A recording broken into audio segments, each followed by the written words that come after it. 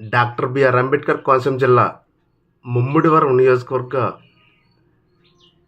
ప్రజలందరికీ కూడా నా ప్రత్యేక జైభీములు. నేను రవికుమార్ చీకిరిమిల్లి. మాది కాట్రేనికోన మండలం పల్లంకూరు చీకిరిమిల్లి వారిపేట గ్రామం. పోతే గత 2019లో కూడా నేను మన ముమ్మిడివరం నియోజకవర్గానికి ఎమ్మెల్యేగా పోటీ చేయడం జరిగింది. అప్పుడు కూడా నన్ను కొద్దిపాటి ఓట్లతో నన్ను ఆదరించారు. అదే ఆదరణతో ఇప్పుడు కూడా ఆదరిస్తారని నేను మళ్ళీ నామినేషన్ వేయడం జరిగింది. మన ముమ్మిడివరం నియోజకవర్గంలో సమస్యలు అనేవి చాలా ఎక్కువగా ఉన్నాయి. ప్రజలకు అత్యవసరంగా ఉపయోగపడే కార్యక్రమాలు చాలా ఉన్నాయి. వాటిని నేను సర్వే చేసి గుర్తించడం జరిగింది. గతంలో 2019లో కూడా నేను ఒక మేనిఫెస్టో ఇచ్చి ఓట్లు అడగడం జరిగింది. అదేవిధంగా ఇప్పుడు కూడా లేటెస్ట్గా ప్రజలకి ఉపయోగపడే కార్యక్రమాలని ఒక మేనిఫెస్టో కింద తయారు చేసి ఈరోజు నేను మీ అందరి ముందుకు వస్తున్నాను. దయచేసి నన్ను మళ్ళీ ఆదరించండి. నన్ను ఖచ్చితంగా ఈ 2024లోనైనా కానీ అసెంబ్లీకి పంపిస్తే మన నియోజకవర్గ సమస్యల గోడు అసెంబ్లీలో వినిపిస్తానని నేను మీకు మరోసారి తెలియజేస్తున్నాను. ఖచ్చితంగా ఇప్పుడు అసెంబ్లీలో ఎమ్మెల్యేలు అందరూ కూడా ప్రజా సమస్యల్ని ఎవరు కూడా చర్చించట్లేదు. ఆ పార్టీని వీడు తిట్టుకోవడం, ఈ పార్టీని వాళ్ళు తిట్టుకోవడం తప్ప, ఒకరి మీద ఒకరు బురద జల్లుకోవడం తప్ప ఎవరు కూడా నియోజకవర్గ సమస్యలు, ప్రజల సమస్యల్ని తెలియపరచడం లేదు. ఎవరు డిస్కస్ చేయట్లేదు. దానికి విరుద్ధంగా నేను మన నియోజకవర్గ సమస్యలన్నీ కూడా అసెంబ్లీలో గొంతు విప్పి మాట్లాడాలని నేను దృఢ సంకల్పంతో నేను మళ్ళీ 2024లో మీ అందరి ముందుకి వస్తున్నాను. నన్ను ఆదరించండి.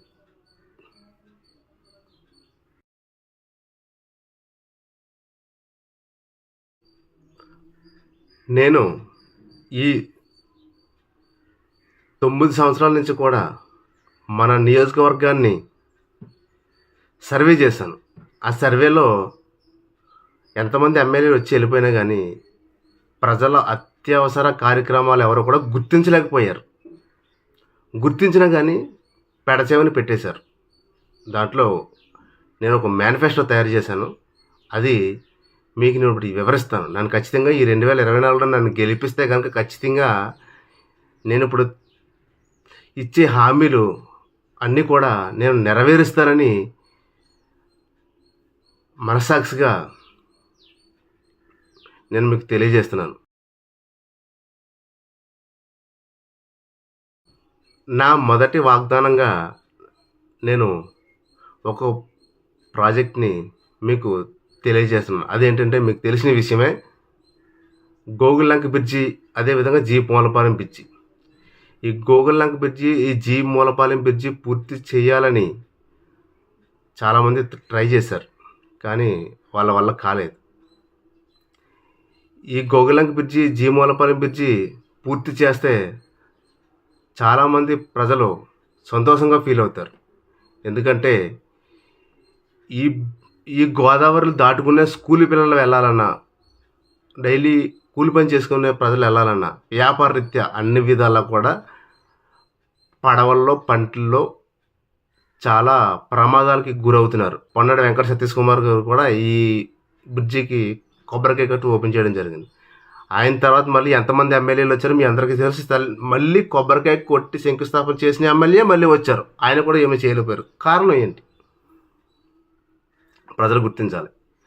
నేను ఖచ్చితంగా నన్ను ఈ 2024లో గెలిపిస్తే కనుక ఈ జీ మూలపాలెం బ్రిడ్జి, అదేవిధంగా గోగుల్లంక బ్రిడ్జి, 2 బ్రిడ్జీలు నేను 100% పూర్తి చేయిస్తానని నేను మీకు ఈ మీడియా ద్వారా తెలియజేస్తున్నాను.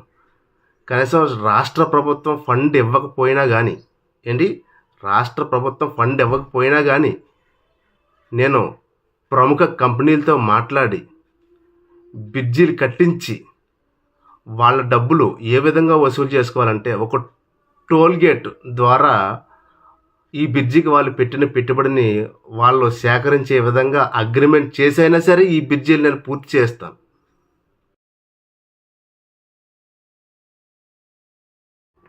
నా రెండవ వాగ్దానం అదేంటంటే, మన ముమ్మడివరం నియోజకవర్గంలో 4 మండలాలు. ఈ 4 మండలాల్లో విద్యార్థులు చదువుకోవడానికి ఒక డిగ్రీ కాలేజ్ కానీ పీజీ కాలేజ్ కానీ లేదు. మనమే ముమ్మడివరంలో ఒక ప్రభుత్వ డిగ్రీ టు పీజీ కాలేజ్ కట్టిస్తే విద్యార్థులకి చాలా మేలు చేసిన వాళ్ళు అవుతాం. ఎందుకంటే వాళ్ళ పక్క ఊర్లో వెళ్ళి 30 కిలోమీటర్ 40 కిలోమీటర్ 50 కిలోమీటర్లు వెళ్ళి వీళ్ళు డిగ్రీ పీజీ చదవాల్సిన పరిస్థితి వచ్చింది. ఆ పరిస్థితి రాకుండా మన ముమ్మడివరంలోనే ప్రభుత్వ డిగ్రీ పీజీ కాలేజు కట్టించి ఓపెన్ చేసి విద్యార్థులకి తగిన మేలు చేస్తానని ఈ మీడియా ద్వారా నేను తెలియజేస్తున్నాను.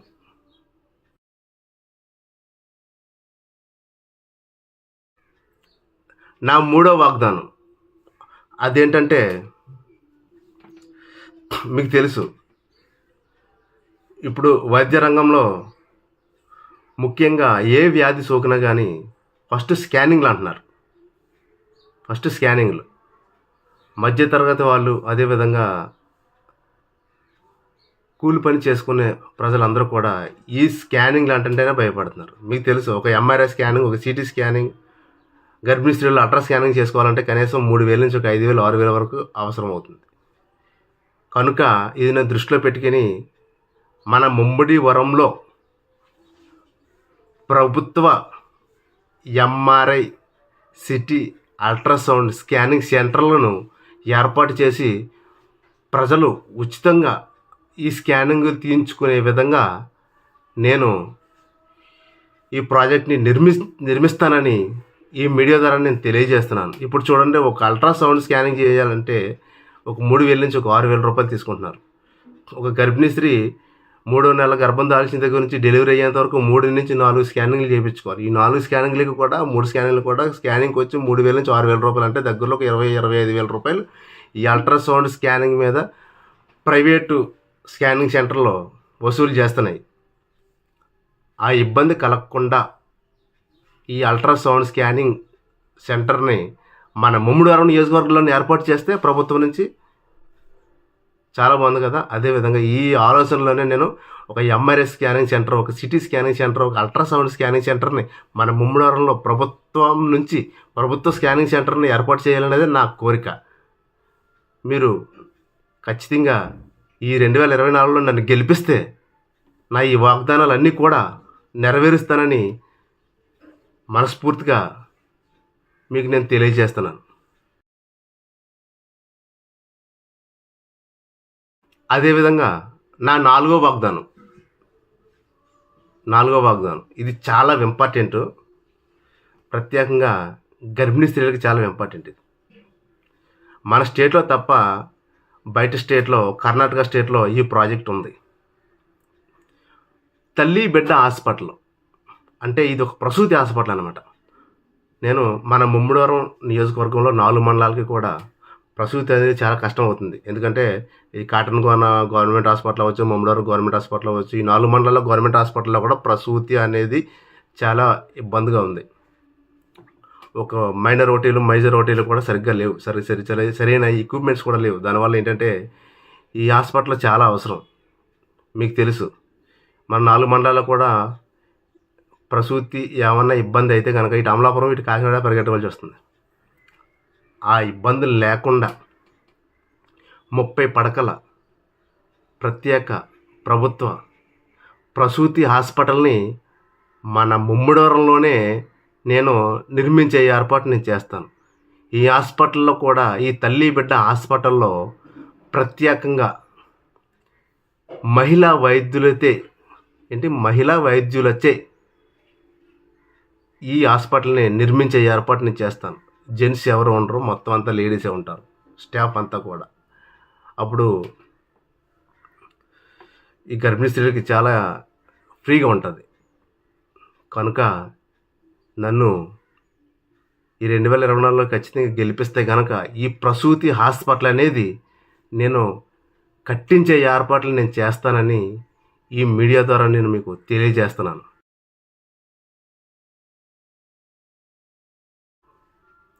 నా 5వ వాగ్దానం ఇదేంటంటే,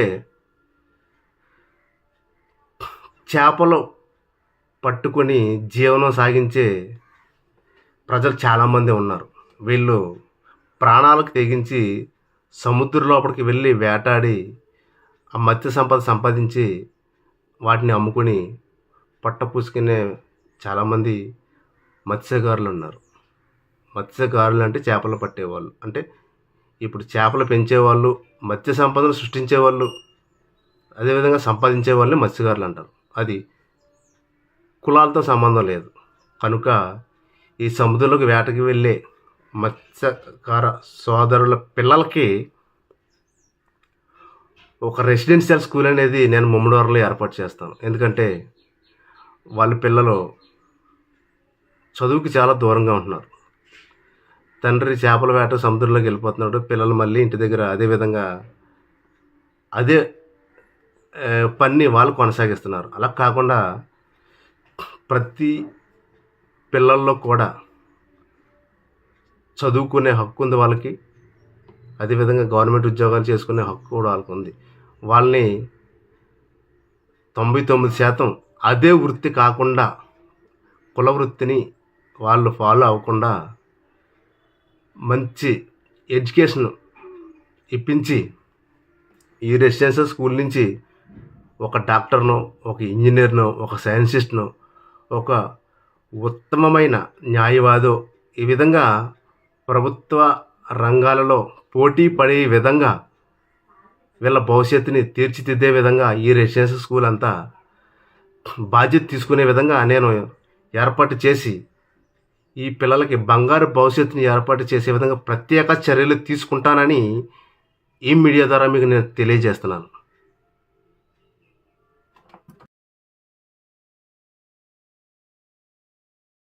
ఆరో వాగ్దానం. ఈ వాగ్దానం ఏంటంటే, ప్రతి సంవత్సరం కూడా ఆగస్టు, సెప్టెంబర్, అక్టోబర్లో మన ఏరియాకి వరదలు ఎక్కువ వస్తున్నాయి. ఆ విషయం మీకు కూడా తెలుసు. ఈ వరద తాకిడికి చాలా లంక గ్రామాల్లో ఇల్లులు సర్వనాశనం అయిపోతున్నాయి. ప్రతి సంవత్సరం కూడా ఈ వరద తాకిడికి ప్రజలు ఇల్లులు కొట్టుకుపోవడం, ఈ వరద తాకిడికి గురయ్యి ప్రాణాలు కోల్పోవడం మన ప్రజాప్రతినిధులకి అందరికీ కూడా సంవత్సరానికి వచ్చే ఒక పండగలాగా ఉంది. ఇది వాళ్ళకి పరిష్కార మార్గం అనేది ఆలోచించరు. వచ్చిన ఆ నెల 20 రోజులు కూడా వాళ్ళకి డైలీ భోజనాలు పెట్టేసి ఆ బట్టలు పోతే బట్టలు ఏదో ఆర్థిక సహాయం చేసి వెళ్ళిపోతున్నారు. ప్రతి సంవత్సరం కూడా దానికి పర్మనెంట్ సొల్యూషన్ అనేది ఎవరు కూడా ఆలోచించట్లేదు. ఎందుకంటే వరద ఎప్పుడు వస్తుందా, 20 మంది, ఒక 100 మందికి 200 మంది మన భోజనాలు ఎప్పుడు పెడతామా, పేపర్లు ఎప్పుడు వేయించుకుందామా అని ఆలోచించే వేళ తప్ప దీనికి పర్మనెంట్ సొల్యూషన్ అనేది ఎవరు ఆలోచించలేకపోతున్నారు. నేను ఆలోచించాను. ఈ వరద తాకిడికి గురయ్యే ప్రాంతాలన్నీ కూడా మెరక ప్రాంతాలకు తరలించి వాళ్ళకి ప్రత్యేకంగా డబుల్ బెడ్రూమ్ ఇల్లు కట్టించి వాళ్ళకి ఒక సేఫ్టీని ఏర్పాటు చేస్తానని ఈ మీడియా ద్వారా నేను తెలియజేస్తున్నాను. ఎందుకంటే ఇది ఎగ్జిబిషన్ కాదు, ప్రాణాలతో చెలగాటం. అర్ధరాత్రి 1 గంటకో 2 గంటలకు పడుకున్న టైంలో వరద వస్తే వాళ్ళ పరిస్థితి ఏంటి?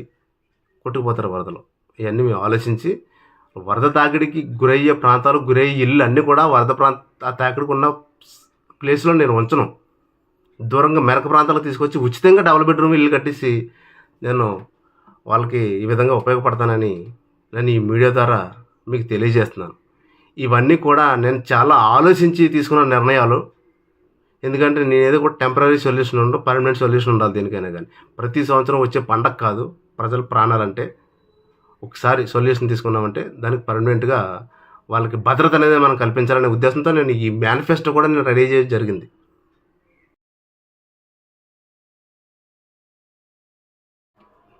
అత్యవసరకి ఆపరేషన్స్ అయినా, అదేవిధంగా యాక్సిడెంట్లు అయినా, ఏమైనా కానీ ఈ బ్లడ్ అనేది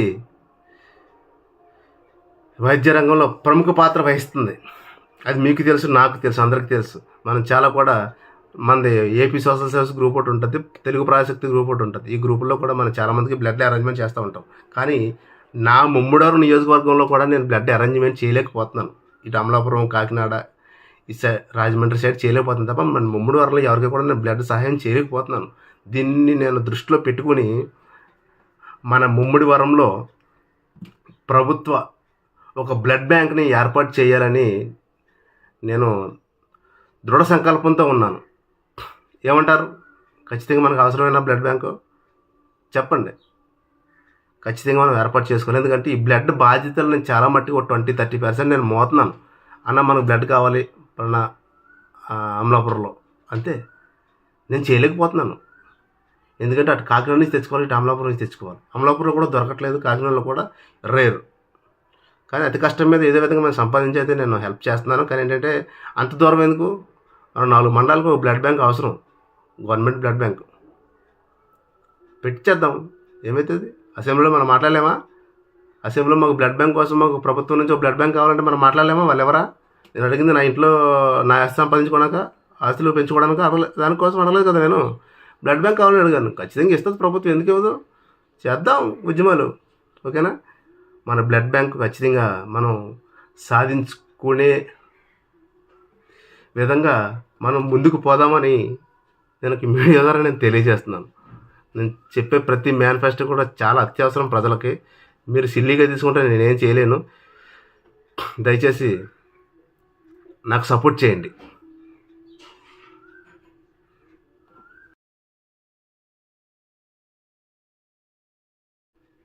ఇది ప్రతి గ్రామాల్లో ఉండే సమస్య, దీర్ఘకాలిక సమస్య.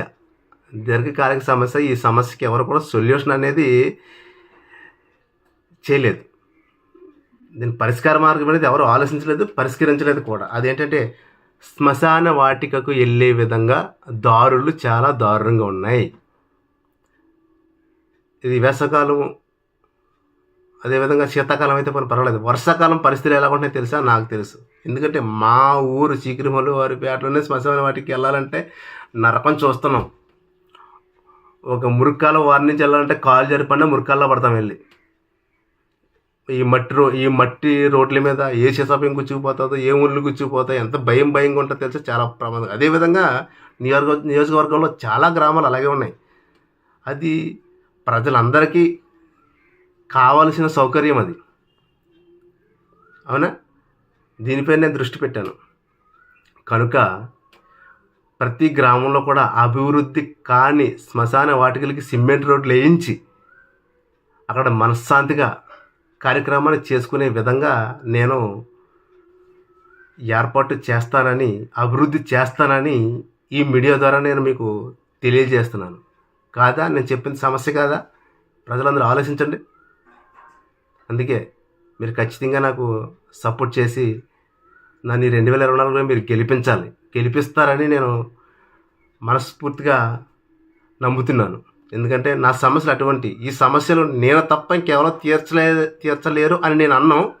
ప్రజలందరూ కూడా ఈ సమస్యల్ని దృష్టిలో పెట్టుకొని గెలిచిన ఎమ్మెల్యేని ఖచ్చితంగా అడిగి ఈ సమస్యల్ని శాశ్వత పరిష్కారం అనేది ఆలోచించే విధంగా ప్రజలందరూ ముందుకు అడిగేయాలని నేను ఈ మీడియా ద్వారా తెలియజేస్తున్నాను.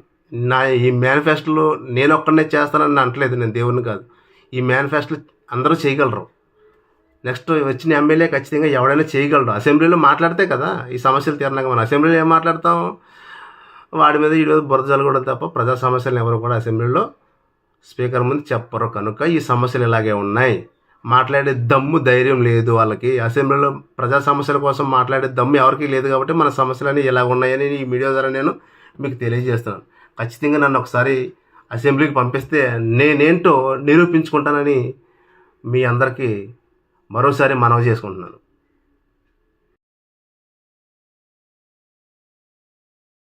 నా 9వ వాగ్దానం ఇది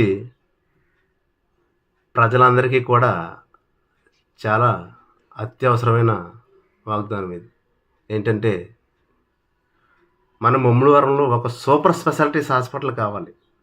అంటే ప్రభుత్వ సూపర్ స్పెషాలిటీస్ హాస్పిటల్ ఖచ్చితంగా కావాలి. ఎందుకంటే మన 4 మండలాల్లో కూడా గవర్నమెంట్ హాస్పిటల్ పరిస్థితి ఎలా ఉన్నదో తెలుసా? ఒక పాము కరిసినా, ఒక కుక్క కరిసినా ఒక వ్యాక్సిన్ అనేది దొరకట్లేదు మనకి. కుక్క కాటికి, పాము కాటికి సరిగ్గా వ్యాక్సిన్లు కూడా దొరకవు మన హాస్పిటల్. అలాగున్న పరిస్థితి. అవునా కాదా చెప్పండి. ఉదాహరణకు చెప్తున్నాను చూడు, మాది పల్లంకూరు 24 గ్రామాలకి ఒక హాస్పిటల్ ఉంది. ఆ హాస్పిటల్ ఎక్కడుంది తెలుసా? ఈ ఈ ఎప్పటి నుంచి 2014 ముందు నుంచి కూడా, ఎందుకు నాకు తెలిసిన దగ్గర నుంచి కూడా సరైన హాస్పిటల్ లేదు అక్కడ. ఇప్పుడు ఒక 10 సంవత్సరాల నుంచి పల్లంకూరు పంచాయతీ పక్కనే ఒక అంగన్వాడీ కేంద్రం ఉంటుంది. పక్కన ఒక సింగిల్ బెడ్రూమ్ ప్లాట్ ఒకటి ఉంటుంది. సింగిల్ బెడ్రూమ్ ఇల్లు రెంట్కి తీసుకుని దాంట్లో హాస్పిటల్ నడుపుతున్నారు. 24 గ్రామాల పేషెంట్లు అక్కడికి వస్తే కనీసం ఒక పేషెంట్కి సెలాన్ పెట్టడానికి ప్లేస్ లేదు. సెలాన్లు కూడా అక్కడ పెట్టట్లేదు ప్లేస్ లేక. అది రిసెప్షన్ ఎక్కడ ఉంటుందో తెలుసా? పక్కనే వాటర్ ట్యాంక్ ఉంటుంది. వాటర్ ట్యాంక్ ఉంది రిసెప్షన్. సిబ్బంది అంతా వాటర్ ట్యాంక్ కింద కుర్చీలు వేసుకుని కూర్చొని వాళ్ళ డ్యూటీ రోజు గడుపుకుంటున్నారని ఈ మీడియా ద్వారా మీకు తెలియజేయడానికి నేను చాలా బాధపడుతున్నాను. అర్థమైందా? అలాగుంది పరిస్థితి. అదేవిధంగా 4 మండలాల్లో కూడా సరైన హాస్పిటల్ లేదు. కనుక 4 మండలాలకి ఒక ప్రభుత్వ సూపర్ స్పెషాలిటీస్ హాస్పిటల్ కావాలని నేను మీ అందరికీ నేను తెలియజేస్తున్నాను. ఖచ్చితంగా నన్ను గెలిపిస్తే, నన్ను ఈ 2024లో గెలిపిస్తే ఖచ్చితంగా నా ఈ 9 వాగ్దానాలతో పాటు ప్రజలకు అనుకూలంగా, ప్రజా సంక్షేమం కోసం, ప్రజలకు ఇంకా వాళ్ళ ఆలోచనల మేరకు ఏ అభివృద్ధి చేయాలనేది నేను మీ అందరికీ సపోర్ట్ చేస్తాను. మీ అందరికీ ఒక సేవకుడిలాగా సేవ చేస్తానని ఈ మీడియా ద్వారా నేను తెలియజేస్తున్నాను. సొంత లాభం చూసుకోకుండా, సొంత ఆస్తులు సంపాదించుకోకుండా ఈ 5 సంవత్సరాలు కూడా మీ సంక్షేమం కోసమే నేను పని చేస్తానని ఈ మీడియా ద్వారా నేను తెలియజేస్తున్నాను. దయచేసి మరొకసారి చేతులు జోడించి వేడుకుంటున్నాను. మీ అందరికీ కూడా ప్రత్యేకమైన ఆలోచనలు కల్పిస్తున్నాను. ఈ ఆలోచనలో కనీసం నేను ఎమ్మెల్యేగా అవ్వకపోయినా, నన్ను గెలిపించలేకపోయినా, మీరు ఎవరినైతే గెలిపిస్తారో గెలిపించిన వాళ్ళతో ఈ 9 వాగ్దానాల్లో ఉన్న సమస్యలన్నీ కూడా మీరే శాశ్వత పరిష్కారం కోసం ప్రయత్నం చేయాలని మరోసారి మీ అందరికీ తెలియజేస్తున్నాను. జై భీమ్. మీరు రవికుమార్ చిగురుమల్లి. 2024 ముమ్మడివరం అసెంబ్లీ స్వతంత్ర అభ్యర్థిగా పోటీ చేస్తున్నాను. దయచేసి ఒకసారి నాకు సపోర్ట్ చేయండి. ఒక అవకాశం నాకు ఇవ్వండి. ఇప్పుడు వరకు అందరికీ ఒక్కొక్కసారి రెండోసారి అవకాశం ఇచ్చారు కాబట్టి ఒక్క అవకాశం నాకు ఇవ్వండి. నేనేంటో నేను నిరూపించుకుంటాను. మన ముమ్మడివరం నియోజకవర్గాన్ని సస్యశ్యామలం కింద తయారు చేస్తానని దైవ సాక్షిగా ప్రమాణం చేస్తున్నాను. దయచేసి గమనించగలరు. నమస్కారం.